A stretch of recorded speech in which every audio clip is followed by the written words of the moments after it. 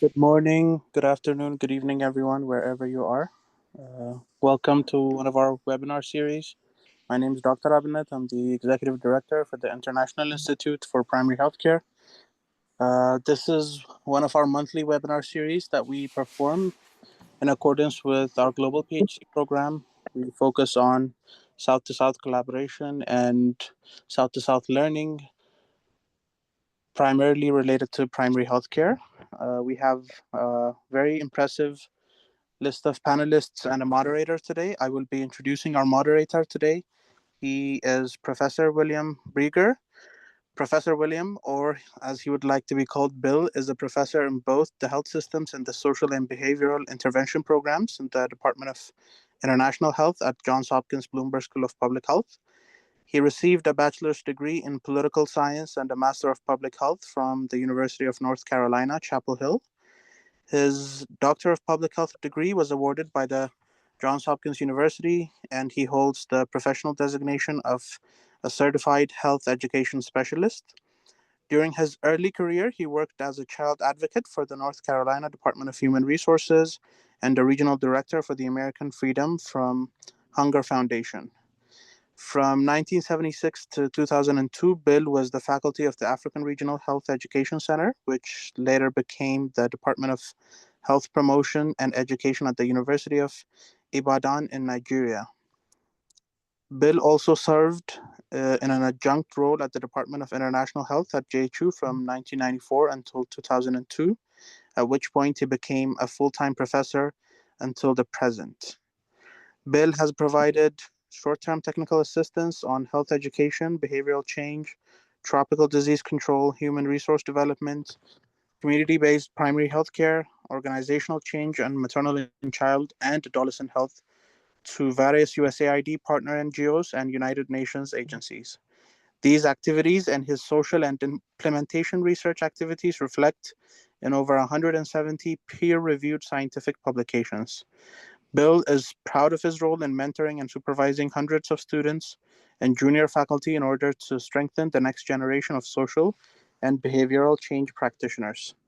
Without further ado, I give the floor to Bill. Thanks so much, Bill. Back to you. Thank you. It's good to be with you all today.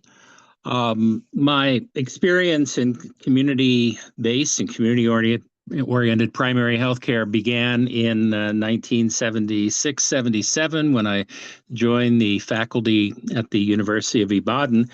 We had master's students doing health education as a professional MPH degree.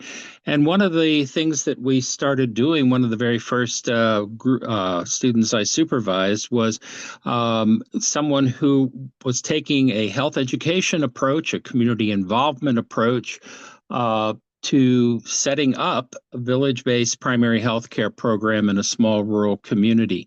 We addressed infectious diseases and were able to actually eliminate guinea worm from the communities, the villages where we worked, using community-based village health workers and to subsequently, have expanded that approach to working with the onchocerciasis program that informed the community-directed interventions approach with village health workers to try to eliminate onchocerciasis and other tropical diseases. So the community is where I'm based.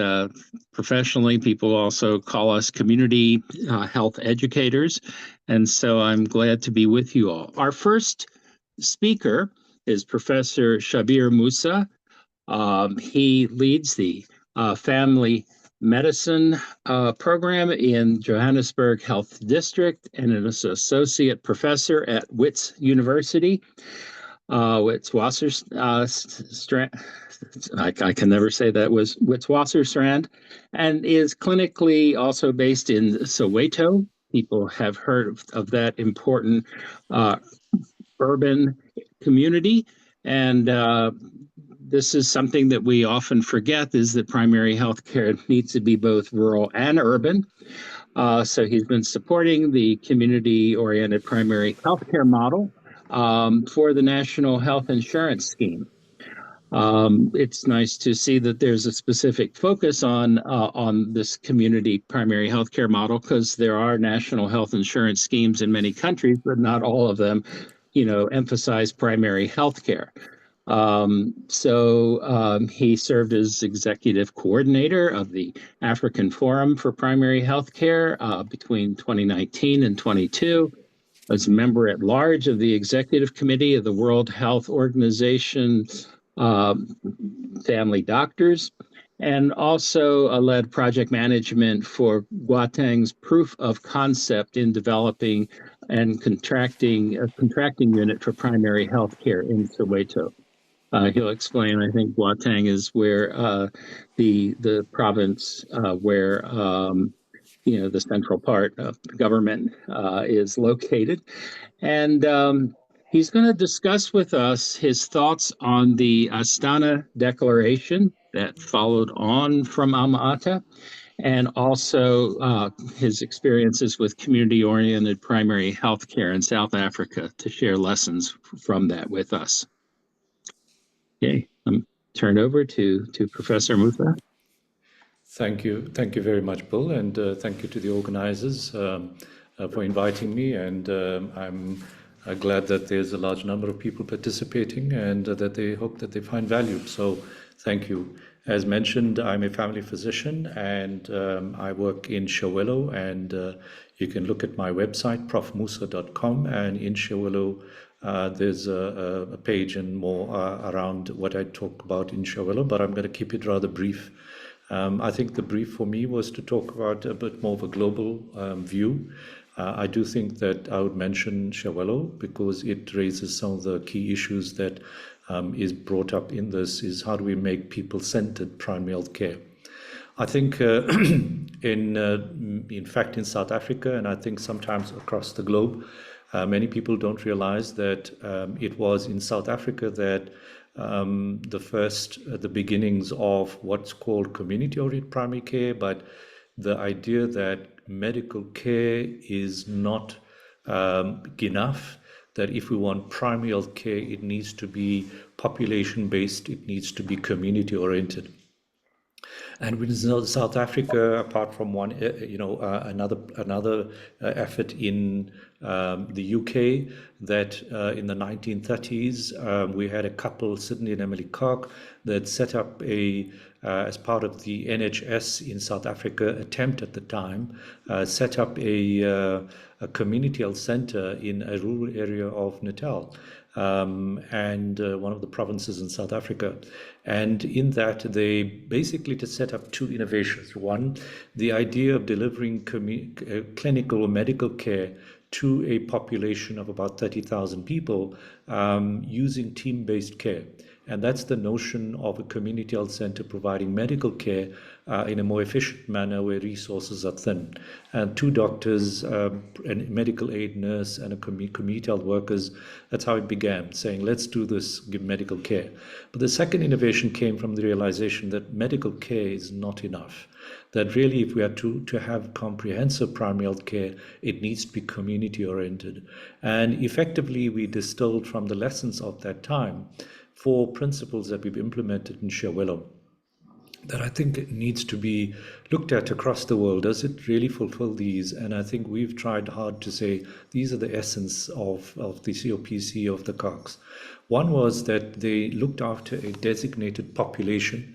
They started with 1,000 and grew it 1,000 each year, which means one can really start with a very small population and demonstrate very well. The second thing, and what they did with 1,000 people, was to have community health workers that worked in that community, that collected information of the community, individuals in that community, and brought that to bear. The second thing they did was to engage, get that community using the community health center, the usual medical services, but collecting records of the engagements and being able to correlate between what was happening in the community and what the patient came in or the person coming in then did in terms of using health services, etc.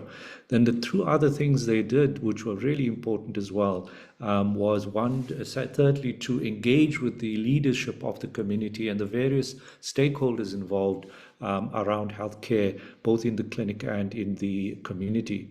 And the last thing they did was to turn that not only into engagement, but into health promotion, saying, how do we prevent diseases and problems in the community and in the clinic, and find a way to prevent upstream, in terms of prevention, promotion, better nutrition, etc. And I think they produced enormous value. And that, in fact, found its way into quite a lot of work globally. Unfortunately, WHO, over the years, tended to move towards, I think, with lots of big donors from countries that wanted quick results, into verticalized programs, the GoBFF, etc. And I think that verticalized program is what we see in Africa quite substantially, that has really made for very non-people centered kind of primary health care, and fragmented the quality of primary health care. And I think the WHO in the 2008 report, in fact, with the move towards universal health care, said, we need primary health care to be rearranged. And I think besides saying we need it to be linked to universal health coverage, they said really importantly is that we need the actual service delivery to be reoriented to be more people-centered. And it is mostly around this idea of having dealing with populations, being more, on the one hand, very sensitive to individuals and the fact that people, with the growing chronic care burden, that people are individuals and they need to be listened to as individuals, not as a number. And then the second thing in that document was to say we need to also function with public policy, public health in broad laws of the country. So it's basically public health in all laws. And I think that the last thing, which is really important, is that universal coverage and this whole idea of primary health care needs to come where governments not think of their public health as the only intervention in universal coverage, but see the private sector as part of it and act as custodians of the entire health system, and that they drive it in a much more sensitive fashion, looking at the broad picture rather than what tends to be a very public health service driven approach by many governments. And I think that was quite important. And it, over the years from 2008, it translated into the Astana Declaration 10 years later. And in that, again, it talked about the PHC approach, with integration, empowered communities, people in communities, multi-sectoral action, resulting in the results in those things of access, better utilization, quality, participation, health literacy, and care seeking, as well as improved determinants of health. But I think that they talked about strategic levers, things like politics, governance, funding, and engagement with communities. But again, it is there in the operational levers that we need to talk to the models of care that are much more key, and also purchasing and payment. Apart from that, much of the same building blocks of primary health care are there. But I think those two additions make quite an important difference, where we need to see ourselves as not just functioning in a very public health oriented manner, but in fact moving towards a merging of personal care and public health. And I think that really, to me, is the challenging part. Now, unfortunately, even as we stand now, the WHO is monitoring the broad, you might say, achievement of the the Astana Declaration. And there's a monitoring framework, a PHC monitoring framework WHO has published. And I think that's very useful. And it does lay out some of the details in that idea of what would the models of care be. And I think besides the payment system, trying to work towards the idea of a model of care that in fact is based on a panel, that in fact we deal with a panel of patients rather than this nebulous community that is out there, and then have community linkages and engagement. And also that this lands up in the way in which it goes, producing care that is not only providing access, affordability, and acceptability, but also gets to address the core primary functions of not only first contact accessibility, but continuity, comprehensiveness, and coordinated care, and people-centeredness. So I think these are things that get lost in the trees when we don't look at this document, and I think that can be something of a challenge. So just in closing briefly, that Sewelo is an example of what we've done by saying, let's make a community practice which is not only looking at the way in which the public service functions, but trying to make a practice where people think about it as a designated population. And it basically adopted 30,000 people. It does not need to be anywhere like that. We've even advocated for small examples of things being set up with even 2,000 people in different places in Africa, where clinicians can say, let me work with this dedicated population. I see people through the door all the time, but let me deal with this 2,000 people, get community health workers that will collect that information, get them to come and use the service in a way that prioritizes them and works with the community health worker very collaboratively, and then find ways in which in that 2,000 community, I work closely with them and bring them on board to work together about how we understand health better, and together with information from the community leadership, from the community health workers out there in the community, and what the clinic sees, we're able to then think about all the information and then think about what needs to be done, and then in terms of health promotion, and then target it very well to what is really the priorities that are not just what the healthcare practitioners decide, but together with the community stakeholders decide, this is how we will go about it, and in fact in a partnership. And we've done that very successfully and produced very good access to care with high quality, low cost outcomes in Sewelo. I urge you to go look at that website. I'll share a link to it. I think hopefully that has not taken too much time, but thank you. Over to you, Bill. Yeah, well, thank you very much. I don't see that we have a Q&A box, so if the organizers can correct me if I'm wrong, but I was Yes, Krok, we have a Q&A tab just next to the share icon in like for panelists. Perhaps we can take it at the end. Yes, perhaps we can collect questions and rather do it at the end. Thanks. Right. Yeah. Okay. It doesn't show on my screen. I have share, then record, captions, and what have you. But if the participants can see the Q&A, please go ahead and put your thoughts there. So I'm glad we've looked at like was said, the broader issues first, looking at different models of care, looking at people-centered care, and we will now progress to look at some specific a country example. Dr. Mercy Wanjala is a family physician from Kenya. She graduated with a specialty in family medicine from the University of Medical Sciences in Havana, Cuba. And she's also, like professors, a member of the World Organization of Family Doctors. She's a awardee of a fellowship from them. And she's currently executive coordinator of the African Forum for Primary Healthcare. She's served as the technical advisor for research, care, and treatment at the Matibabu Foundation in Kenya. She's an independent consultant on global health and health system strengthening. She's interested in the upstream of preventing problems. She's concerned about people in the community in an age-friendly way for providing health care, both preventive, promotive, and as well as social medicine. She's concerned about the whole systems and social Justice. So she's going to be talking with us about person and family-centered care models, and she's integrating ecological, biological, psycho, and social factors, and spiritual, looking at examples from Cuba that she experienced. So let me turn the floor over to her. Thank you very much, Bill, for that presentation.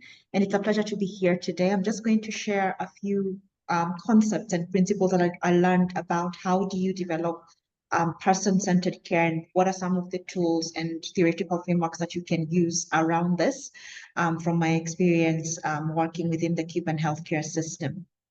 So some of the core principles that are key and were key when it came to looking at how do you do person-centered care was, one, the movement from a biomedical model to a person-centered model, essentially not focusing on the disease, but focusing on the person. And the core principles and values that we embodied there as family physicians were, one, respect and dignity, which was quite fundamental. And this is one thing that even the patients would be asked: is your family physician respectful to you? Do they treat you with dignity? Do they treat you with disrespect? Because that was a very essential thing in forming the patient-doctor relationship. Then information sharing was also something that is very key. That meant that the patient has and continues to have access to their medical records. They can actually be able to see their medical records, access copies of their medical records if need be. And also when it came to what for example, the diagnosis, the problems were, and the way forward, we were required to share all that information with them and make a decision together with them and not for them. Then the third core principle of value was around participation and collaboration. That means working together with the patient and the family to create, one, a supportive environment for them to be able to get well or to maintain their health, and also just to bring in family so that you can engage them in the healthcare journey and ensure that this person has a supportive environment, both from the healthcare provider side and also from the family and community side. So this is actually an example of what that model looks like, and the model from a number of places around the world that are using some the patient family-centered care model. So this appreciates the fact that, first of all, it's a person you're looking after, and then secondly, this person belongs to a family and also belongs to a community, and their health depends also on their family and their community and how they interact with the family and the community. So you're looking at the patient from this lens, not from the lens of their disease, but from the lens of how they interact with themselves, with their immediate environment, and also with their community. So one of the things that this model focuses on is partnership. That means you're working together. There is none who is more superior than the other, because the patient, but you're an expert on the other technical issues that around that. So that respect and partnership, that you're coming together with different expertise, is fundamental. Then the approach takes the approach that family is very vital in health and wellness. And one of the things that was key here is looking at the patient, their family, how functional they are within their family, and also how functional their family themselves are, and involving the family in the decision-making process where necessary. And then finally, respecting the insights of the person and the family when it came to their care and also their culture. And then there was also a systems dimension to it, because person and family-centered care is not just about the provider-patient interaction. It starts all the way from the policies that enable this to bring about a very good interaction between the patient and the provider. So you have to think about what the policymaker has to do to ensure that this is done, what the regulator has to do to ensure this is done. For example, how do you ensure that the dignity, privacy, confidentiality of patients is maintained, for instance, because they're giving you all this information, you're giving them all this information. So how do you regulate that? So the manager, or for example, the health facility, the manager of what we had then, which are called polyclinics or the health area, how do they come in to ensure that there's a patient and family-centered experience? And how does the community also come in to support this model? Because that means they have to be on board with this model for it to work both ways. So coming down to some of the models that have enabled patient and family-centered care and enabled this in this healthcare system, one is what we call the eco-biopsychosocial spiritual approach that we were trained in and encouraged to use as physicians. And this is all around ensuring that you have a comprehensive view of the person in totality, acknowledging environmental influences and also social cultural influences that make them who they are and have brought them to the condition or the place where they are in regards to their health at this moment. So when it came to the ecological component, you were just looking at an individual, not just as the person themselves, but also the environment they live in, both the immediate environment and the ecological environment that they live. Then you also look at their biological component, things like genetics, etc., and then psychological component, starting even from things like how they sleep, how they think, how they make decisions and such elements. Then the social component, which starts, of course, with themselves, and then now the immediate family, where we would draw even family trees and family functionality trees and have a family functionality score to see how well does this family function, how well does this person relate to different members of the family, just to have a very good understanding of this, how this person relates to other people.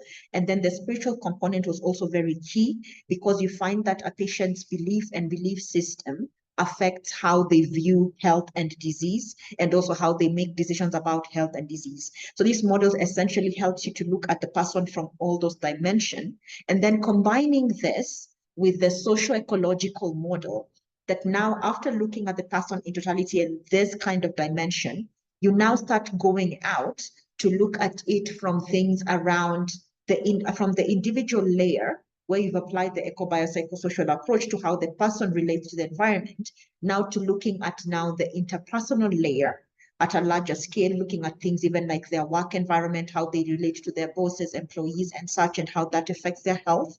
And then now you move on to the community layer of how this particular community, what are their beliefs, behaviors, eating patterns, etc., that come down to now affect the individual they are role model. And then now, last but not least, the societal layer that looks at everything, including the politics of the country or the place this person is from, looking at the economics and the economical environment where this person comes from. So these two models actually combined give you a very holistic view of the person sitting in front of you and not just their disease alone. So these are the different levels still on the socio-ecological model that I've just mentioned, looking at those different layers. And now just coming down to some of the examples from Cuba. One, there was a very strong preventive focus, and this strong preventive focus means that your day-to-day job is not understanding disease and disease patterns alone. It is actually understanding the person and the community and what influences their health and disease. So through this, one of the things that we had to do, for example, was ensure that every year you do an annual check for every member who is empaneled in your community, what Prof. Shabir has talked about, the empanelment issue. So whoever is empaneled in your environment, for example, I had a patient roster of about 1650 patients. So I had to ensure that every year I do a family visit and a family functionality test, and also arrange for their visits to the consultory of the clinic. And also the second thing we had to do was ensure that we have at least one home visit to assess the other things that I talked about, like their environment, how they relate, how they sleep, any dangers in their environment. So that preventive focus meant that you are constantly focusing on the person and how they live on a day-to-day basis. Then now, other community-based practices that we had around this was the issue around bringing the community together, because they had what was initially political units that were formed that now became a very important way of us, one, disseminating health information, and also the community coming together to discuss any issues that concern them. And these were very essential, especially during COVID, so that we can understand who are the most vulnerable people in the community, how do they need help. So we would involve the community in this. Then last but not least, accessibility of healthcare services was very essential as well. That meant every person had access to, within walking distance, had access to a family physician, which was very key in ensuring this person-centered model actually works. So I've already talked about and mentioned the holistic healthcare approach that we would take. Integrated patient outcomes meant, one, we worked in teams. So we had the family doctor and the family nurse team. So this team would ensure that those visits I've talked about, ensuring that the person is evaluated in the clinic as a whole and also evaluated at their homes, that was something that the team would do. And this team would not work alone. We were supported by the social worker, a team of the psychiatrist, physician, family physicians trained in traditional and natural medicine as well. So we had a larger team that would support the team to ensure that this was actually happening. Because if a person, for example, prefers traditional and natural medicine to conventional medicine for a particular illness, then we'll be able to bring in someone from the team who could cater to that need. So that ensures that the system is responsive to the patient's needs and the community needs.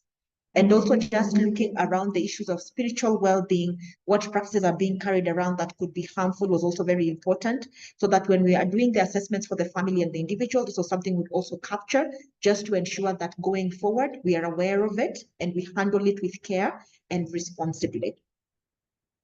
So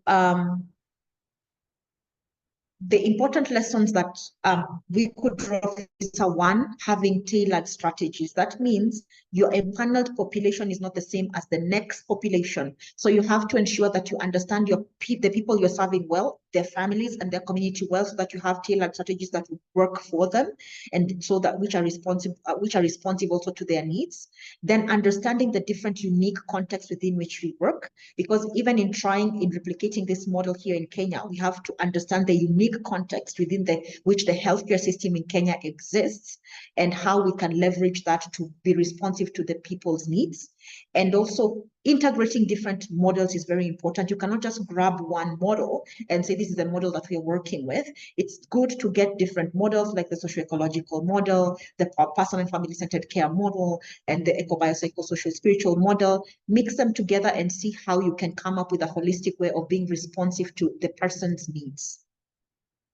Of course, some of the challenges that you would face trying to implement such a model are, one, resource limitations. Like I've mentioned, in Kiba, we were able to do it because it was one family physician per 1,500 population of 500 families. So that is not easy to achieve in most settings. So you'd have to think of how can we leverage other things like community health workers to make this work. Resistance to change, of course, because this is a model that most countries, especially in the African context, have been using the biomedical model and approach, but now switching to thinking of people as a person rather than just focusing on their disease. Of course, you meet some resistance with that, especially because programs are funded based on disease. And then lastly, finding practical solutions to overcome barriers needs a lot of thinking and design around it, thinking about how you're going to fund that model. What Prof. Shabir has mentioned around payment models and how you're going to fund these models is quite critical, and something that most people don't think about and are not able to implement this model to be responsive to people's needs.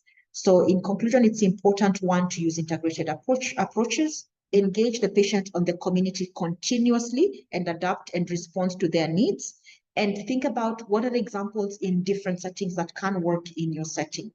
And with that, I hand it over to you, Bill. Thank you. Okay, well, thank you very much. This was specific to Cuba, but more generally useful in terms of understanding the broader social context of everything public health.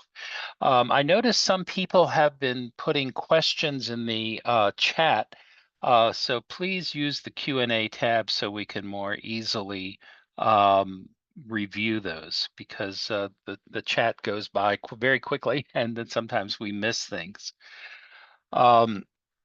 definitely, Mercy shared with us 3 different models, and I think it's important to consider that. One of the things that one of the famous health educators used to say is that interventions without a theory or behind them are usually destined to fail. So it's important to have a model, have a theory, have a framework so that you can easily measure, evaluate, and know whether you're on track. So thank you very much for sharing these models with us. Let me then introduce Mr. Desalu MOA, if I'm pronouncing that correctly, I hope so. Is a public health practitioner for at least 20 years and with increasing experience in public health program management.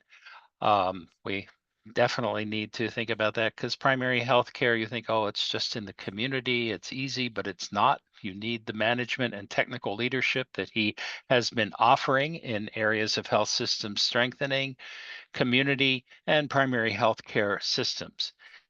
He has worked on reproductive, maternal, neonatal, and child health programs in this process, and definitely stress community engagement and the new field of digital health. Interesting that this other NGO group, GET, had a whole webinar yesterday on the potential for digital health. And I think we definitely need to understand that better, find examples that work, especially in the African context, where, as has been pointed out, rural areas may have less access to digital services, but they're very important in terms of extending service and an important role in primary health care. So he's serving as project director for 2 major projects, improving PHC service delivery and the ECHIS for performance improvement. This was implemented by JSI. I'm not sure if they're still functioning, unfortunately, but in collaboration with the Ethiopian Ministry of Health, funded by the Bill and Melinda Gates Foundation, which gives us hope that they will be continuing, and CIFF. He has a bachelor's and master's degree in public health from Alamaya University and the Addis Ababa University. Today, he's going to bring us to their base of the IPHCE, talking about the Ethiopian experiences in improving maternal health outcomes in people-centered primary health care. So let me turn the floor over to Desalu. Thank you, Bill, for generous introduction. And hey, everyone, thank you for joining us to hear our learnings on people-centered care. And I will be briefly sharing with you overview of the Ethiopian primary health care system and how the Ethiopian government is working to improve maternal health outcomes across the country. So I will be briefly touching the overall healthcare system and the Ethiopian service delivery model at primary care level, and how the Ethiopian government is working towards improving community engagement and empowering individuals and families, and some of the care coordination and governance practices, and some of the gains so far in terms of improving maternal health outcomes.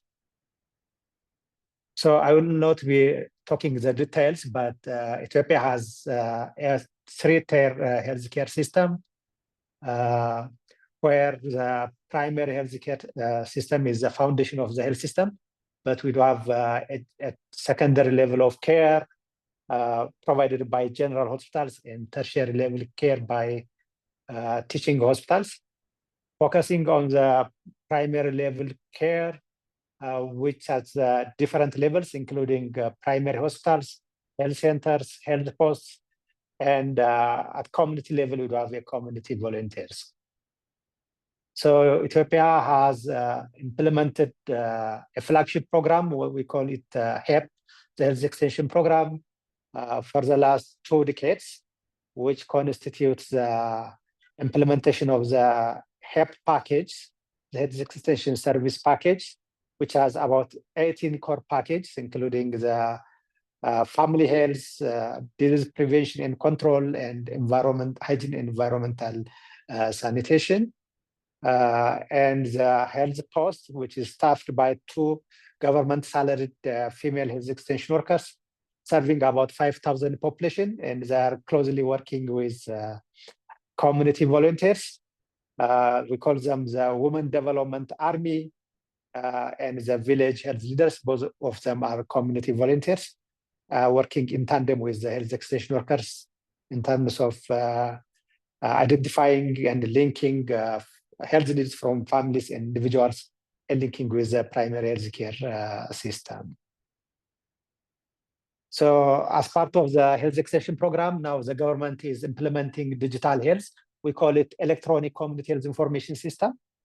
Now 40% of the districts started implementing this digital health, a government-owned program where the government, this platform has enrolled about over 25 million people.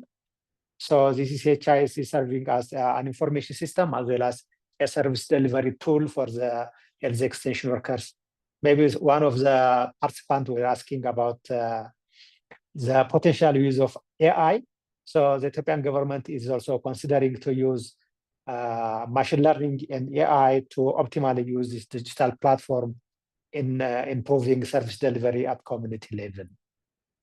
So in terms of service delivery models, so we have both facility-based and community-based services, including outreach and self-care. As zooming into the primary level of care, where over 80% of the essential services are provided by this platform, starting from family level to primary hospital level. And the government is working towards improving equitable access and utilization of essential services by the health extension program. And the government launched the HEP optimization roadmap to be implemented the next 10 years up to 2035. And the government is tailoring the service delivery model based on the community needs with more expanded and comprehensive services to remote communities. And we, as a country, we are also implementing a mobile and nutrition-based services to reach communities in mobile and pastoral communities. And recently, the government has also launched a self-care model where families that will empower families and individuals to care for themselves. This is being tested in some geographies. So at community and household level, so we have an outreach and mobile-based services, household services, and self-care as part of the national service delivery models. In terms of community engagement and empowerment, this is a key component of the health extension program where communities are actively working with the health system and the health extension workers and the community volunteers. They closely work with families. The health extension program is a family-based service delivery model. Again, the health extension workers with their community volunteers, they involve families, they educate families, they empower individuals, and communities also participate in governance of the primary care system to ensure the primary care system is responsive to their needs. So the village health leaders, they have community volunteers who are supposed to bridge families and communities with the health system, and they identify the household needs and tailored services to individual households and communities, and they link with the primary health care system. So as part of this initiative, the government has been implementing a pregnant women forum to ensure women-friendly services during antenatal care and delivery services. This is a platform where mothers discuss among themselves as a peer to influence each other and to seek and use essential maternal newborn child health services. The government launched this in 2011, and this forum is being organized and facilitated by the midwives and health extension workers. This is a critical platform where mothers present their needs and preferences to the service providers, and the health system makes sure that their needs and preferences are accommodated during the service delivery. The other initiative that the government has been implementing was the expansion of maternity waiting homes.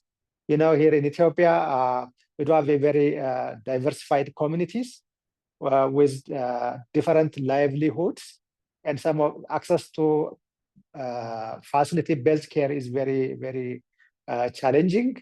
So as part of that, to address these geographic barriers, the government has been expanding in construction of maternity waiting homes to address geographic barriers during labor and delivery.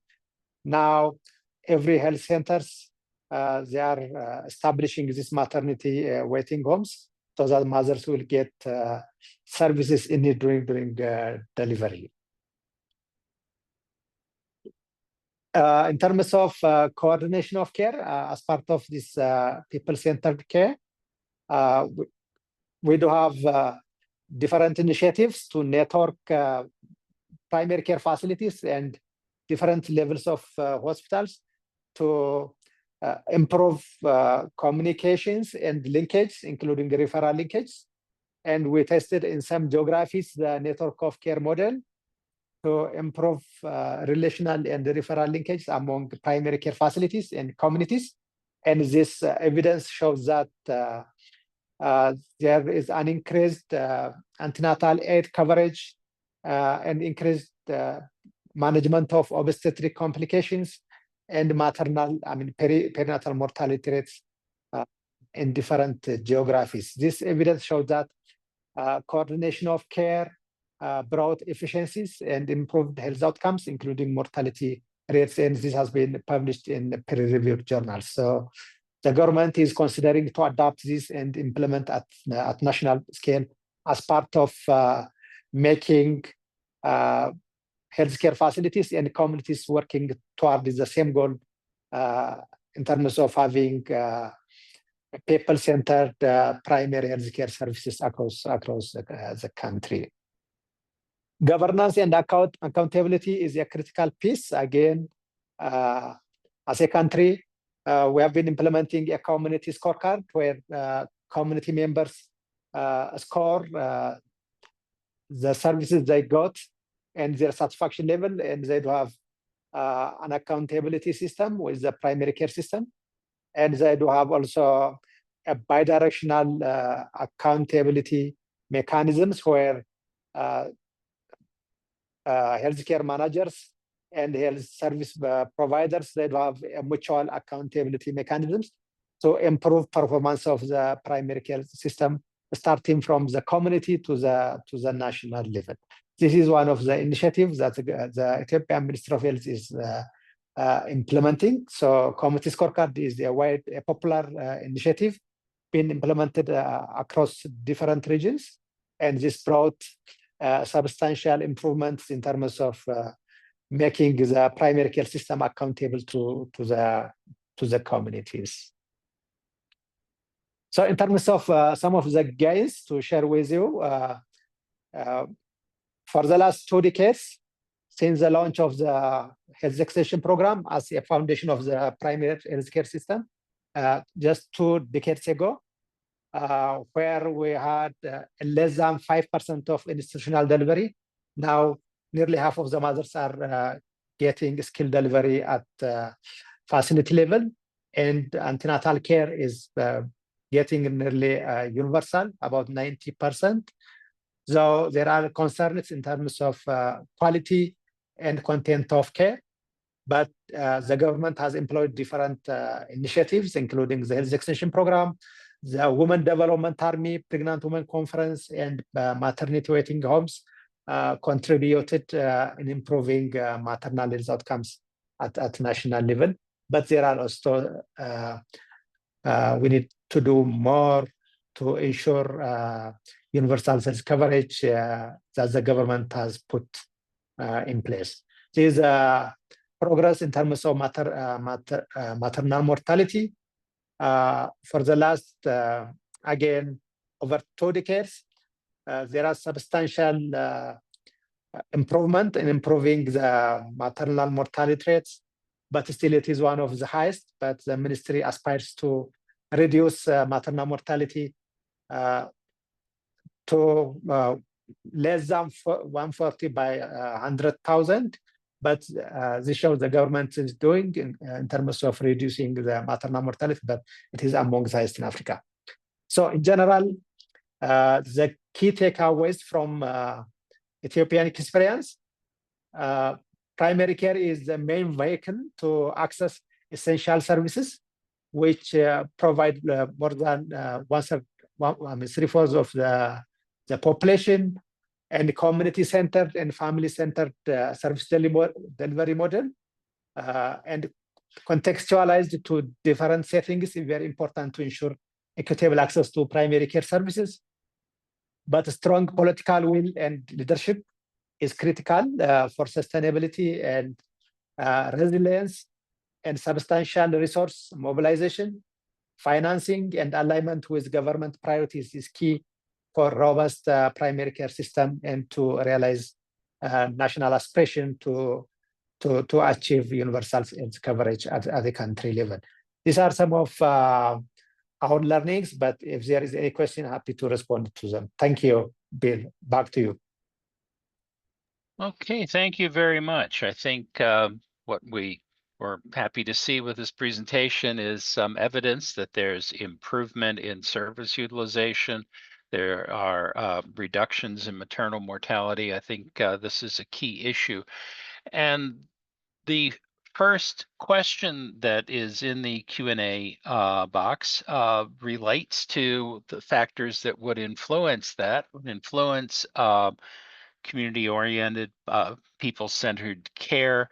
How do you get the workforce adequate enough to reach, all of the people who need to be reached to improve primary care? We've had examples of general services. We've had examples of maternal and child health services, various kinds of things. We've talked about different levels of health professionals.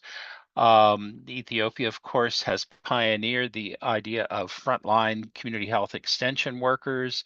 Rwanda has community volunteers in at least 2 or 3 in each village. There are different ways of going about it, but I wonder if the panelists would like to address this issue of adequate workforce. How do you get it? At what levels? And of course, one of the issues that's raised by Tahir in this question is job satisfaction. Okay, I don't know who would like to go first in responding to this question. I'd suggest the panelists look at the Q&A section as we go along. And people who have put their questions in the chat box, please transfer them to the Q&A.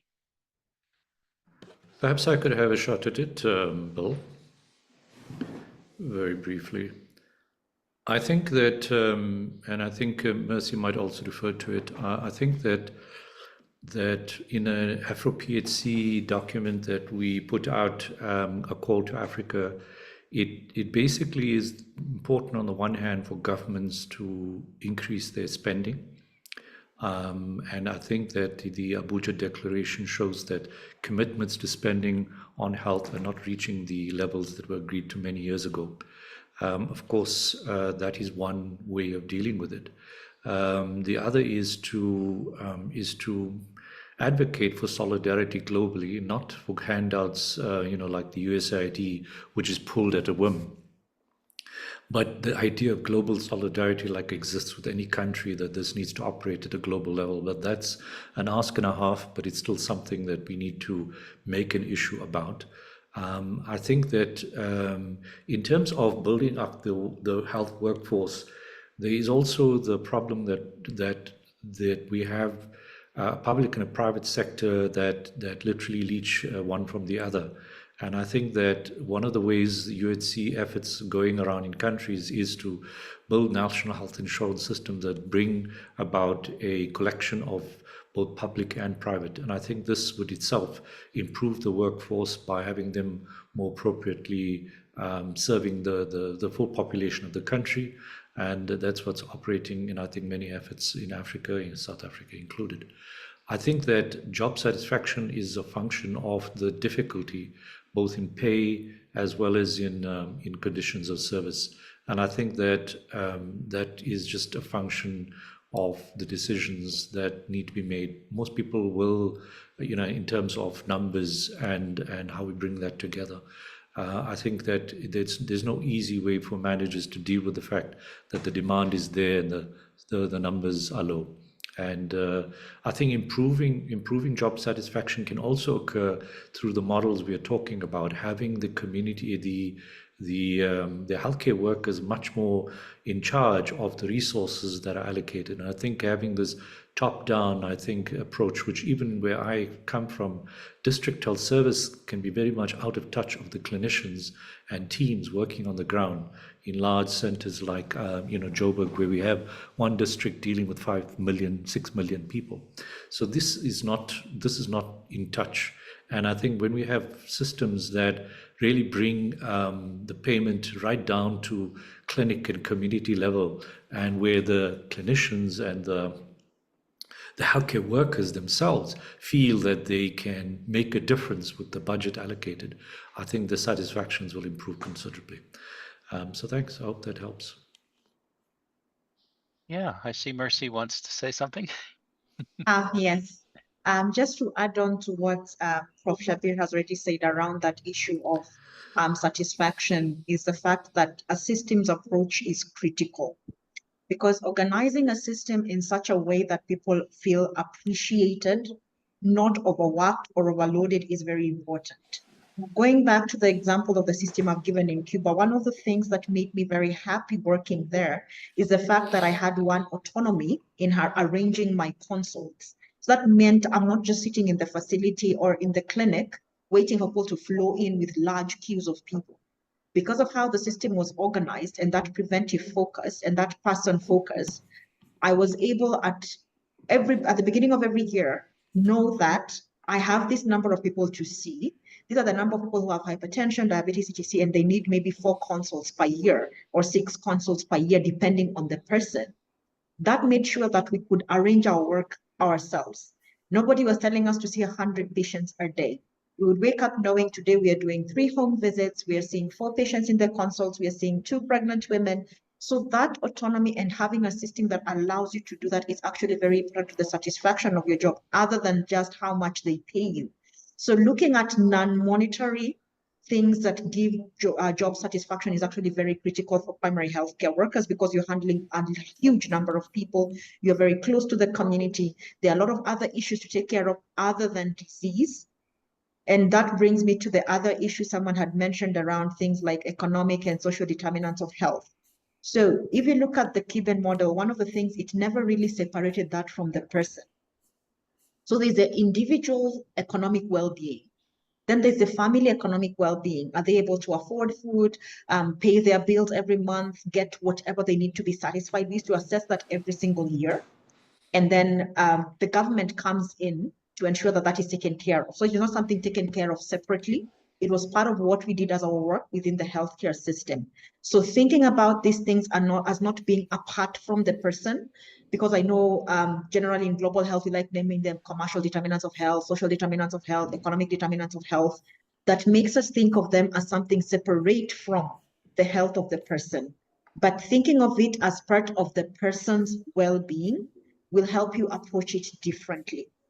And that brings me to a different question that I saw someone asked around intersectoral collaboration and the person-centered care model. So that understanding of how you set up your healthcare system within other systems is fundamental. Because one of the things that you will notice about the Cuban model is that the healthcare system is like at the center of other models. So the person and their health, and then how other things affect that, become as something that is supporting the people to become healthy. So education is not thought of as separate. Water and sanitation is not thought of as separate, but something essential to keep people healthy and well for the economic well-being of the country. So understanding that interconnectedness and having it at the back of your mind as you're planning everything as a country, as you're budgeting as a country, is fundamental. So for Cuba, when they budget for their health, they don't separate these things. They understand at some point that the environmental system or ministry will need to come in to fumigate every area during dengue season. So that is budgeted for and understood for as something that goes towards health. So how you think about of your healthcare system as a system within a system, and even the ecosystem around the district's health system and how it interacts with the rest of the system would be critical to understand what are the levers that you need to pull to ensure that you have forum and a way of ensuring intersectoral collaboration all the way from policy level to implementation level at the provider-patient, interaction. So that is how I would suggest you think about it and how I've seen it work and work well. And does the use of this model then mean that Cubans have better healthcare than most countries? And the truth is yes. If you look at the indicators that we use globally to determine the health of countries, they are doing better than even most first world countries. And that's because of this kind of approach. We are not just looking to eliminate disease, we are looking to keep people healthy. So their target is not elimination of a particular disease. Their target is keeping people healthy. And that is how they arrange everything, even their indicators and what they look at as their indicators is targeted towards keeping people healthy. So that kind of an outlook also ensures that people remain healthy. So you shift from looking at disease and shift to looking at people and what will ensure that they are healthy. And like even the way they've set up the model in terms, their model is a 5-level preventive model. It's not just one level of prevention, it's 5 levels of prevention. So that shows you that their target is health, to maintain it and to restore it. And with that, I yield to you, Bill, to continue with any other questions. Well, thank you. Yeah. No, I think it's a good perspective, and recognizing, I think, as another person was questioning the role of coordination and other sectors, in terms of this health workforce. Our agricultural extension agents part of the health workforce, our teachers part of the health workforce. So we need to, our people in the environment ministry, the outreach workers. So we need to consider all the resources we have. Not just formally trained health workers. It is interesting in Ghana, the National Health Insurance Scheme has a set of standards for different levels of care provision.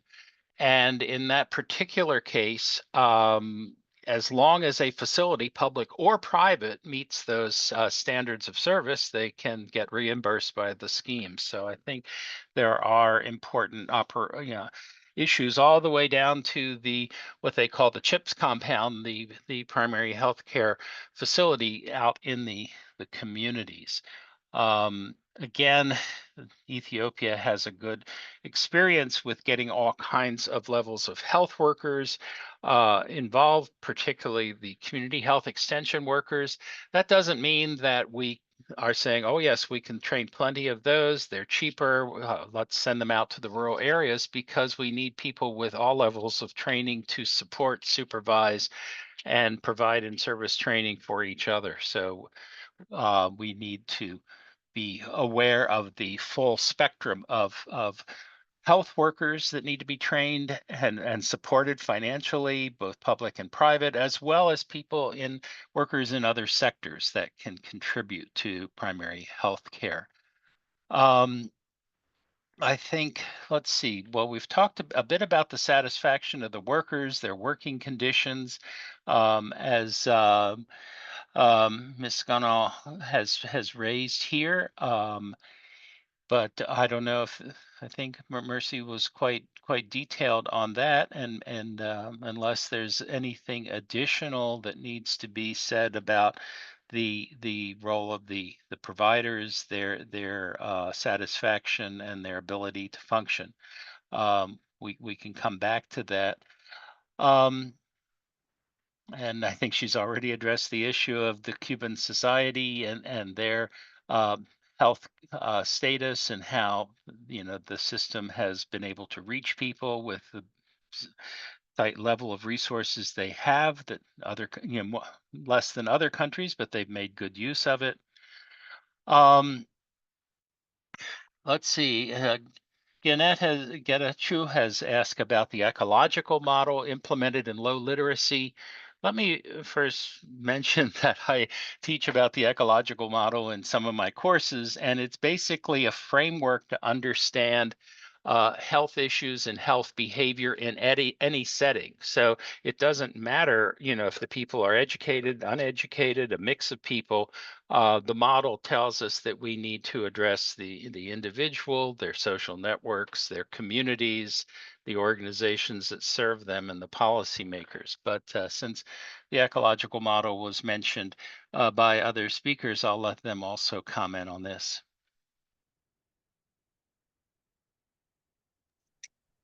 I'll comment a bit about that. So this model essentially just ensures that you have a holistic view of a person. And just to a clarity between the patient-centered and the person-centered. The patient-centered approach focuses just exactly that, on the sufferer. So that means it still has the element of the person's disease in it. But person-centered means anyone, whether they're suffering or not, because patient generally means sufferer. So whether they're having a disease and suffering from it or not, then your focus is on them. So it brings away the issue where we are so focused on the biomedical model where people only come to see healthcare providers when they're sick. So the person-centered model moves away from that biomedical focus and brings you to focus on the person. And then when now you focus on the person, this model, when you follow it and you use it when you're assessing the person in front of you, helps you to look at the environmental issues that could be affecting them, like in their immediate home or in their community. Helps you to look at the biological issues, starting from genetic issues, which are non-modifiable, to other modifiable issues around maybe physiological functions like eating and sleeping and such. And then you move on to look at the psychological, right?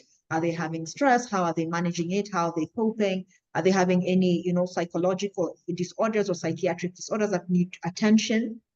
Then you move ahead to look at now the other issues around their spiritual component, because we know that belief systems are very strong when it comes to influencing people's behavior and also healthcare behavior and healthcare seeking behaviors. So that model is just something that helps you do that. And how you connect that to intersectoral collaboration is that there are issues, for example, around environment. Like I mentioned, if there are bushes around their house and there's, an outbreak of dengue, you as a healthcare provider cannot come and clear those bushes and fumigate the area. So then you know that for this particular person, I need to flag them with the Ministry of Environment or whoever is dealing with environment in that particular area as a potential for getting maybe dengue. And so they need fumigation services. So now that comes to the service provider level. How do you then integrate that with the services that they require to take care of the different problems or issues that you are able to bring out using this model? Over back to you, Bill. Okay, thank you. And one other benefit of the ecological model is by looking at the different levels, we have a question dealing with what are the difference between the levels. It shows us that the individual is either facilitated by or constrained by the levels which they're in. If they are in a community and they experience discrimination, you can't blame the individual for not behaving in a healthy way. If policymakers don't allocate funds for the improved services, then you can't blame the individual for not getting the best services. So we want to be sure that we don't blame the victim, which is part of our, person-centered approach. That we understand what's going on at these different levels and how it impacts on individuals and communities.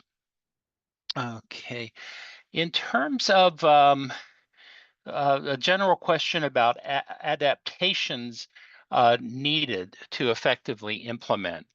We've had examples from Cuba, from Ethiopia, from South Africa. I'm not sure if any of the speakers want to talk about how the person-centered, people-centered, community-centered primary health care models had to be adapted differently or for different parts of their country, different populations. Does anyone want to address that? Yeah, thank you, Bill. I think just to respond to some of the questions relevant to Ethiopia, I think adaptation would be very critical because, for example, countries like Ethiopia do have different contexts and different livelihoods. So taking the different context and designing the different service delivery models would be very important, and definitely making more a decentralized system and allowing the lower level of the health system to be more innovative and creating space for them to be more creative in addressing the health needs of their communities. So providing an overall and overarching guidance from higher level and creating space for lower level health system for a contextualized implementation, because one fit doesn't work for all. In terms of health workers, maybe satisfaction and workload is one of the major critical challenge in the health system.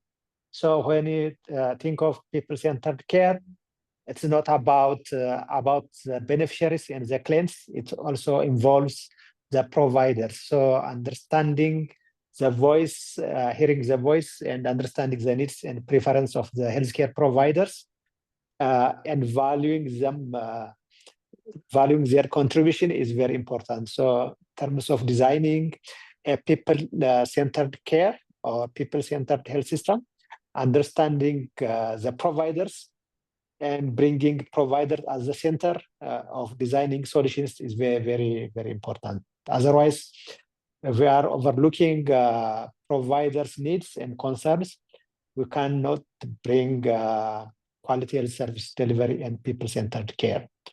In terms of monitoring, someone asked me about monitoring of primary care system, its effectiveness. With regard to the Ethiopian context, we do have a district health information system, and we do have a Woreda transformation agenda that the government is tracking and monitoring its implementation. We do have the system in place integrated with the overall health sector information system. So the Ethiopian government is tracking primary health care through the Woreda transformation agenda, which is integrated into the routine health information system that is captured every month and every quarter. The other thing, maybe on the achievement of Ethiopian maternal health outcomes, definitely the community engagement might not be the only contributing factor. For the last 15 years, government has expanded access to primary care services through construction of health centers and hospitals across the country. That definitely contributed for the uptake of facility-based care, including antenatal care and institutional deliveries. These are some of the reflections I wanted to make. Over to you, Bill. Yeah, thank you very much. I think one thing that we need to recognize, it's not just a question of person-centered model, but person or community directed. This is what I mentioned with the onchocerciasis program, how it started off not as a system of trained volunteers who would go out and tell people, take your ivermectin, but as a system that was organized at the village level by the people in the village themselves. So it was directed by the community, and the health worker was the facilitator to make sure that happened. And this model was expanded to address other health conditions and diseases. But the idea is that not only is our attention centered on the community, but the community takes a central role in organizing and managing primary health care. And one thing we found during that process was that health workers really are not trained very well in respecting and understanding. Some people raise the issue of culture and society, the culture and the society that they work in, understanding human motivations and beliefs, and respecting local leadership, and understanding how you encourage people to become involved and take charge of many of the health interventions. So back to the workforce issue, you can train people, but if they're not trained in such a way that they respect and know how to work in partnership with the community, we won't really have people-centered and community-oriented primary health care. I think a number of the questions dealing with working with other community members, gatekeepers, leaders, partners, civil society. Ochi has raised that, and more examples of that. If people could share how the broader community and the components of the community and the social networks in the community are involved. Anyone want to talk more about that?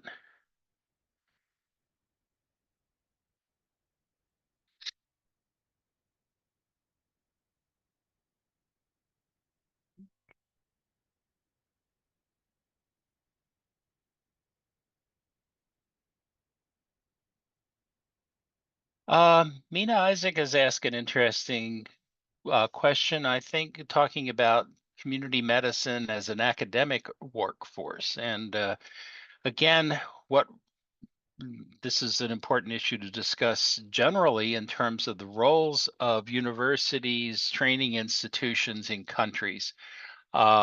As I mentioned before, if the people who are being trained don't have the right orientation, no matter if they have the technical skills, we'll have difficulties. But anyone want to talk about how academic medicine, academic public health, academic institutions, other departments, sociology in particular, environmental health in particular, how they've been involved in programs that you're aware of to strengthen them? Anybody want to talk about that? I can talk a bit about that still from the Cuban experience because I find they have done it so well. So in Cuba, every concept has to be an applied concept. So even the academics who developed the textbooks being used in medical school, whether undergraduate, postgraduate, in different healthcare disciplines, have done it from a practical point of view. So they're using textbooks and content that has been done by Cuban academics and Cuban researchers. That is number one. Then the second part of it is that every concept that they develop has to have a practical application to it. So there's no concept that they would have that is in a textbook or even in the Constitution that is not applied. So to them, things around interventional research, quality improvement work, that is something that is done on a daily basis from that angle, such that what they have is very practical. I contrast that, for example, with how we teach healthcare in Kenya. We use textbooks from the West, for instance. We quote research and studies from the West, not from Kenya, not from our country, not from our community. So that is, I find, a very important dimension of how academics can come in to make things practical, especially within the African context. Use the research to inform evidence, or even use evidence to inform research of what you need to research on and what needs to change within the system.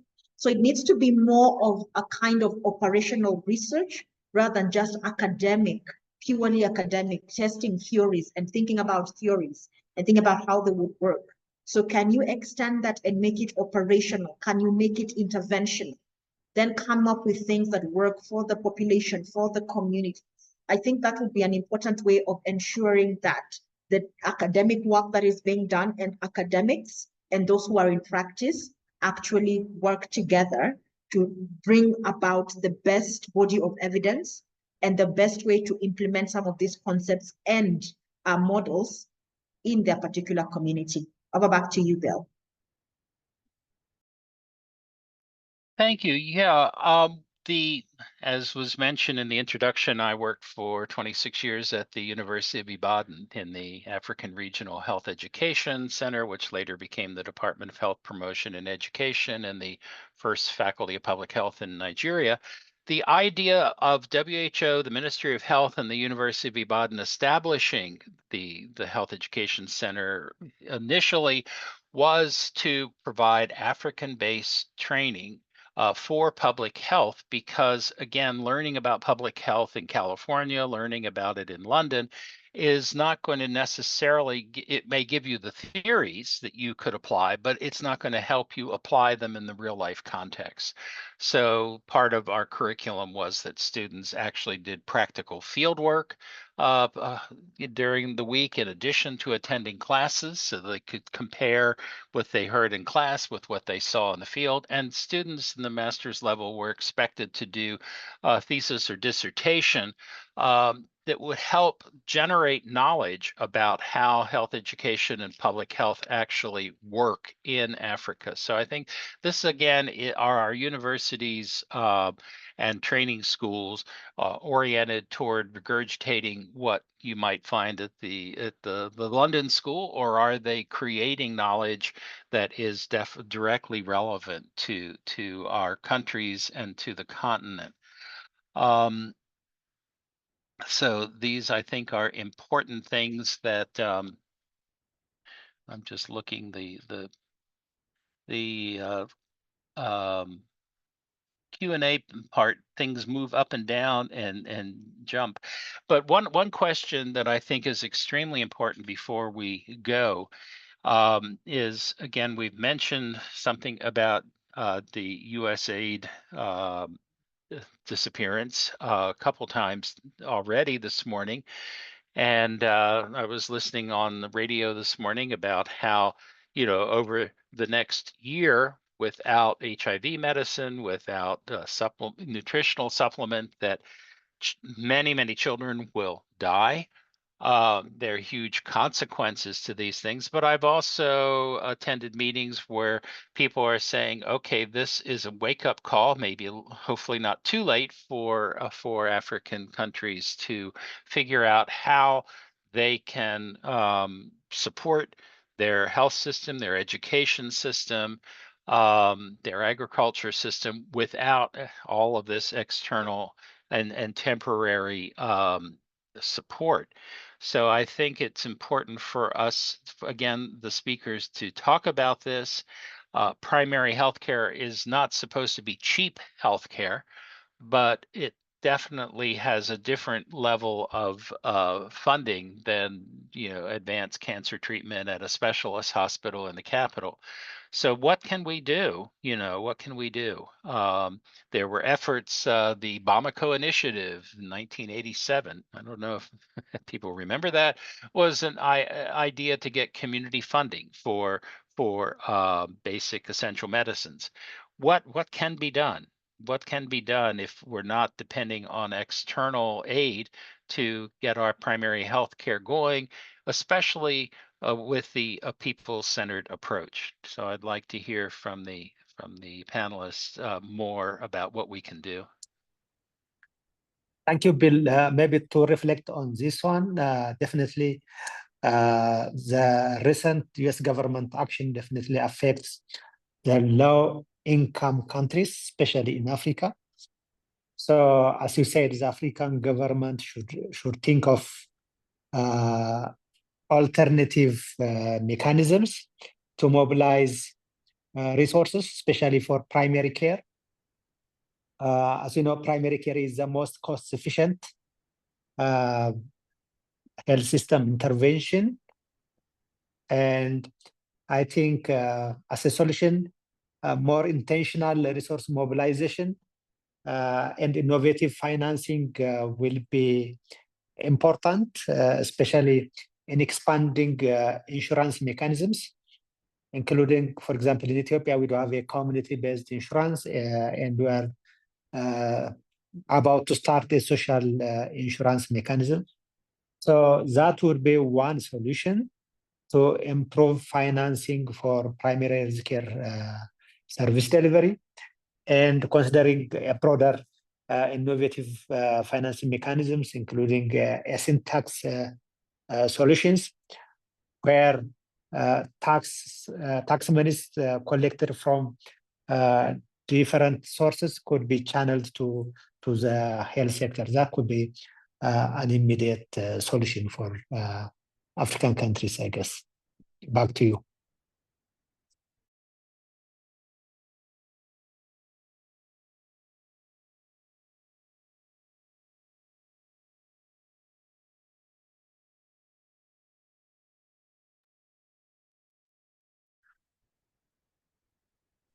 Hi, Bill.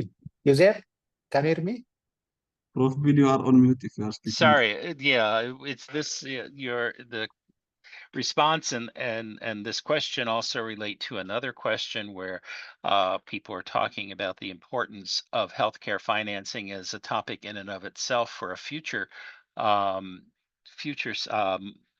webinar. But again, it's stressed, it becomes a very big reality right here, right now, that where does the money come from? So I think it's important that we consider that now and for the future. Let's see, I'm just looking to see what else we might be.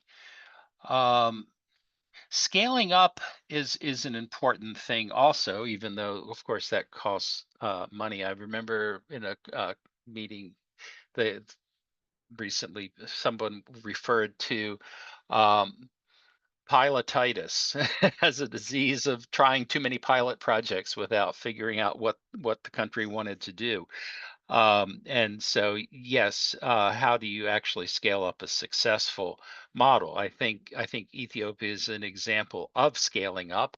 Other countries have a mix of things that may or may not work, may not have been tested on a large enough scale, may not have been applied, but until you can scale it up, the irony is that there is technically no such thing as a national primary health care program, because if it's standardized at the national level, it doesn't deal with things that people have been talking about in terms of local culture, local communities, local involvement. So primary health care is very much a district and local and community thing, although there may be national guidance and help nationally financially and training and that type of thing.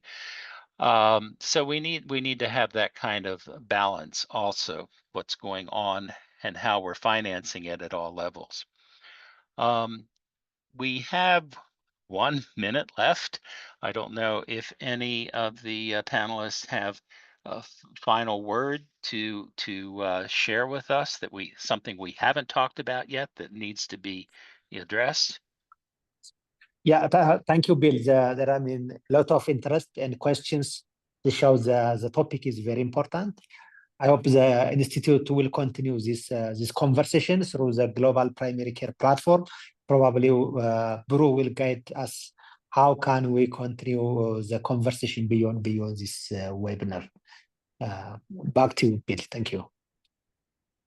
Okay, and I know people who have taken the courses that you offer, so hopefully integrating these presentations and things into the courses would help preserve and extend the value that that the speakers have contributed today.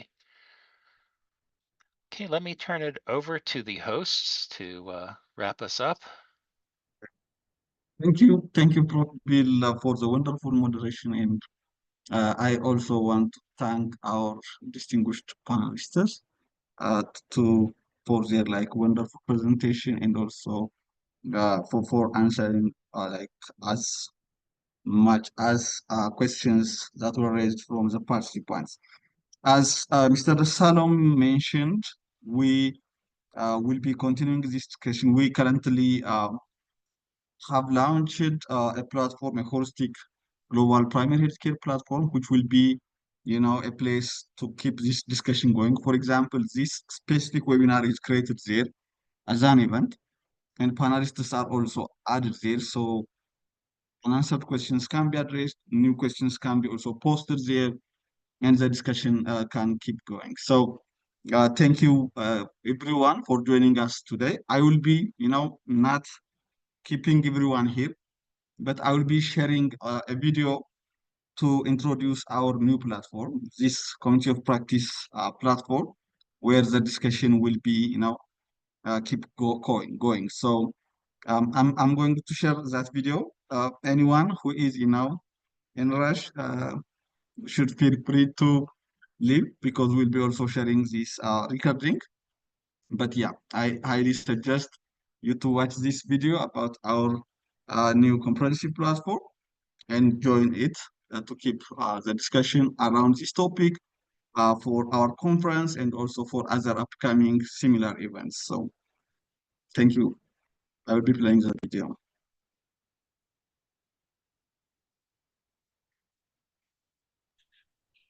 Oh, bye. Hi everyone. Today I'm going to give you a bit of an overview about the Global Primary Healthcare Platform. This platform has been set up by the International Institute for Primary Healthcare.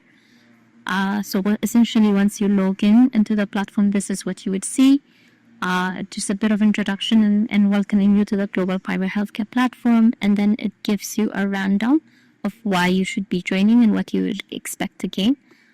So this is, we expect you to learn, engage, discover, as well as collaborate in the platform.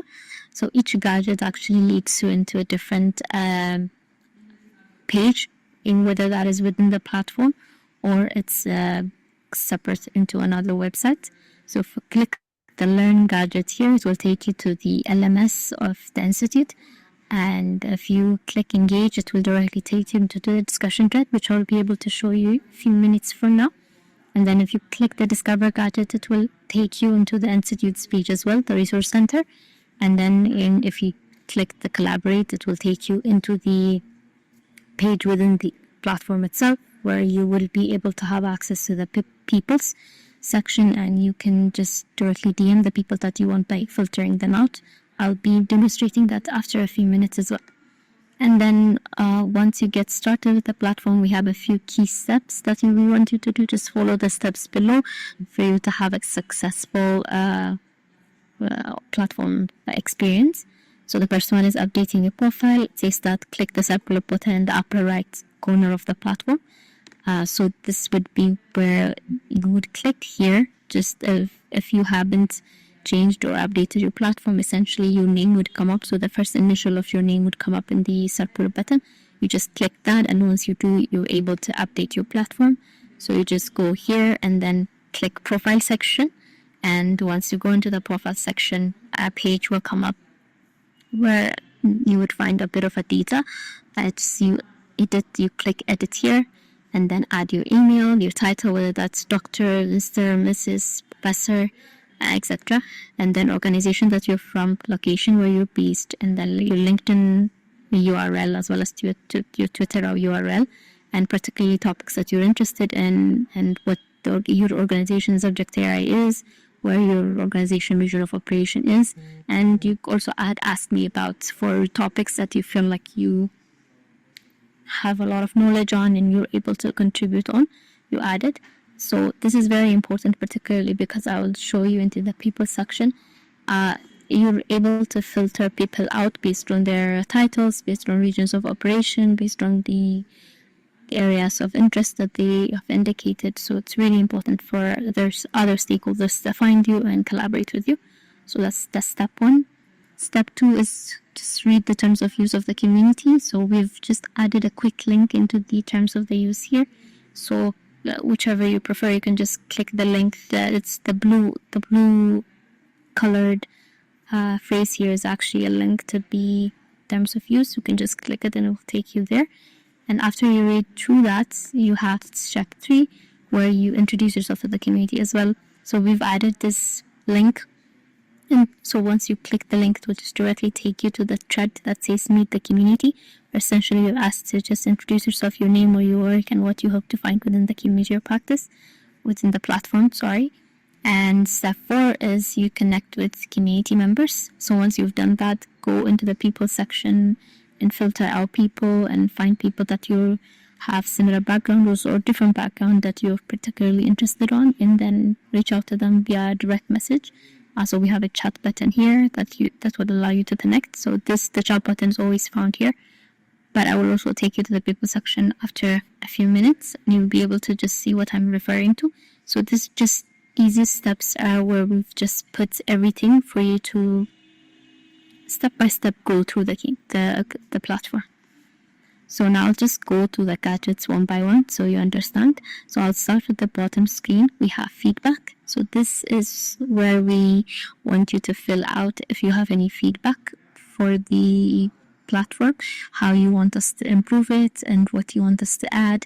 So this is always available and for you to add on and edit on as frequently as you like. So whenever you have a bug issue that you want to report, you can go do so through this feedback channel. And if you want to give us also good feedback, you can also do that as well. So this form is always available here.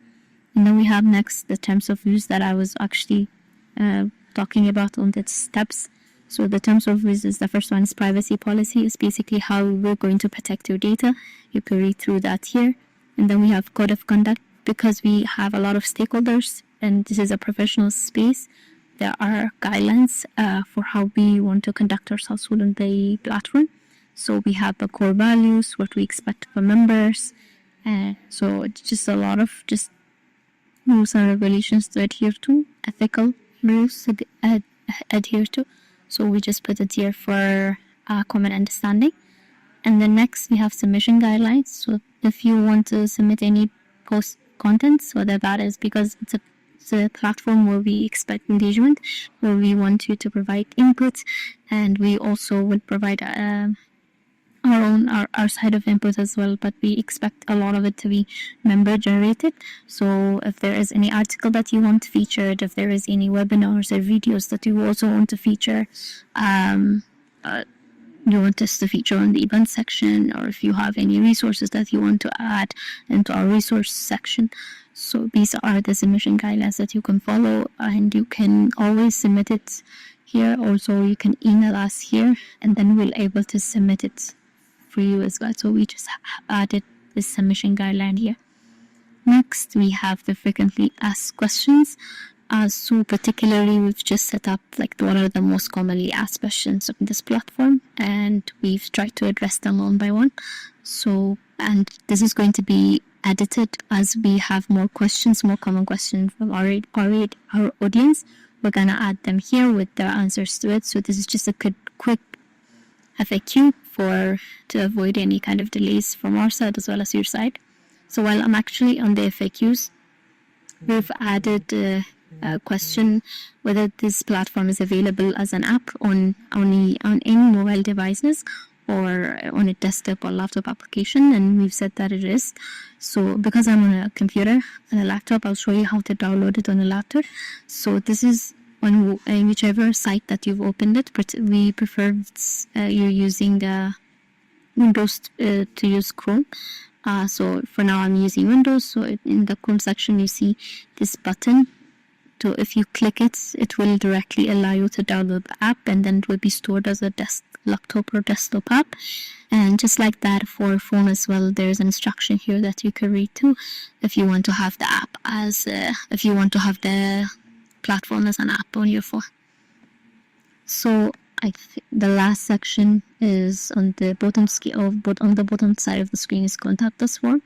So this is whenever you want to collaborate with the institute, you can email us, you can use our social medias to contact us. We've also added a phone, and then you can also get involved by actually directly contacting us through a forum that we have linked here. So this form is embedded into the platform, and it'll just be much easier for us to check the form and wish after you, because communication can be lost on our social medias. Okay, now that I'm done explaining the bottom of the screen, I'll go up and discuss the up above the screen. There is the event section. This is where we will be promoting the events. So we have an upcoming event. This webinar, People-Centered VHU, is an upcoming event that we feature. So this is where we'll be featuring them. And once then an event has passed, a recording of it will be added. So as you can see, past video, we have a recording of it. So the members are able to view it even if they're not able to join directly. Then we have the discussion section. This is where we have a lot of active discussion on the platform. So we will be creating our own thread. For instance, we've added People-Centered Primary Healthcare pre-webinar discussion. You can click it and you can interact in the discussions and add your input here. This is Meet the Community, where we have just the first set of introduction when new community members are joining us. This will just alert the previous community members when there are new community members to interact with. And we've also featured past webinar videos in the discussions, but I will show it in the other section because we have added a separate page for it. So I will discuss it there. The next section, so if you want to add your own discussion, all you have to do is add new thread. So if you select new thread, and then you can name your thread here. And if you want to add a video, you can upload a video. If you don't want to add a video and just want to have just a text, you can add your text as a description here. And then you can add it to a topic. So I've added there are two open discussions for the members to use. There's open discussion as well as webinar discussions. These are able to be edited or added to by participants or community members, but we have other discussion topics that are already admin moderated. So you can I would suggest adding it to an open discussion so that it's all grouped into there. And you can choose to save it as a draft, publish it, or archive it. So if you draft it, it will just save it for yourself, but it will not alert any of community members. And once you're done with your file, you can publish it later on. So you can save it as a draft and then publish it later on by just clicking edit. So that's how you create and interact in the discussion thread. As this is the activity feed, this is essentially where you're able to see the most trending activity within the platform. So because it will notify you whenever somebody makes a submission, whenever somebody makes a discussion thread or adds a comment, everything, it will just be put here. So you're just, whichever you prefer, whichever you particularly are interested in the topics, you can just click and go to that discussion thread and interact there.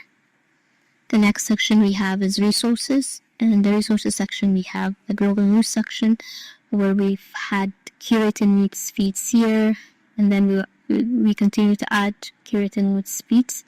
We have the PhD digest of the institute that we featured, and then as they're featured, the online version will be available here. And then we have the resource center here of the institute. You can just directly click the link and just have access to all of the resources, directory of resources on primary healthcare. So it's an important and very valuable information to have. And then we also have library. So this is where we have feature templates, guides, research paper, as well as the repository of the institute. So we have a couple of templates from the trainings that we've provided with our partners. So for instance, if you are interested in financing community health programs, we've added a lot of guidelines and templates. So these are PDFs that you're able to view right here and read on the platform itself, or you can also download the document and read it in your convenience. So this is the option. So each if you go to each, you see a lot of PDFs that are added, documents that you can read through. The research paper and the reports that I was mentioning. So these are some of the abstracts that's been submitted. So we feature the abstract, and sometimes we also feature the actual research paper with DOIs. So you're able to read through them further. So if you see a finding like this, you can just click the DOI and then you can directly access the research. And the repository of the institute is here available now. Just click the link and then it will directly take you to that center as well. The next section is the opportunities section.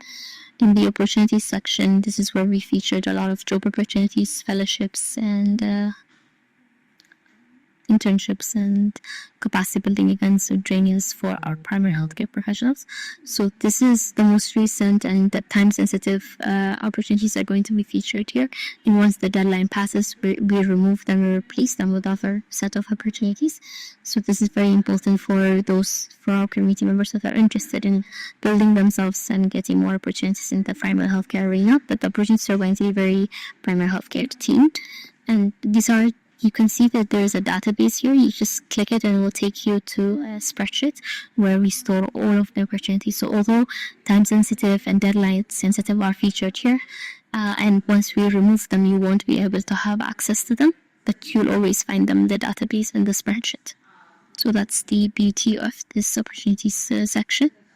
The last section is the past webinar videos. So these are just all of the videos that the Global DHC team posts. All of them are going to be saved here. So if you click this, if you want to read the non-communicable diseases, you can just see the YouTube video about it by clicking the section, and a YouTube video will pop up, and then you're able to listen to it. And then if you have something to say, more to say, you can interact as a response by creating a response here about that set of video that you just watched. And the last section is the people section. And the people section is where you can do filtering. So the platform currently has over 500 participants, about 400 to 600 participants now. So if you can just filter them out by organization, by area of interest, by their title, and by region of operation. For instance, here you can just click. So if you're interested in somebody that works in Nigeria, you can just click Nigeria, and then it will filter the participants based on Nigeria. So you have 2 participants that are from Nigeria, and you can interact with them. You can use the chat button here, and then you can communicate with them in the platform. So you can chat with them. Hi. And as well as you can also create a video call, and you can also have that video call feature as well. So which is very fascinating, I believe. And I think that's about it. As you explore the community, if you have any more questions, you can reach back to us through the contact us form that we've provided. And if you want to give us feedback, you can also use the feedback gadget that I've shown here. Thank you very much. Yeah, thank you everyone for attending till this time. As you see, we have created a platform that can, give a holistic type of resources and services to connect, learn, and collaborate with any stakeholders in the PHC arena. Thank you for joining us today. We'll be sending a follow-up email with all the resources used and shared by the panelists. Thank you. I have pasted the link to the platform in the chat. If you want to click on it and register yourself, you will be encouraged. Thank you. Bye for now.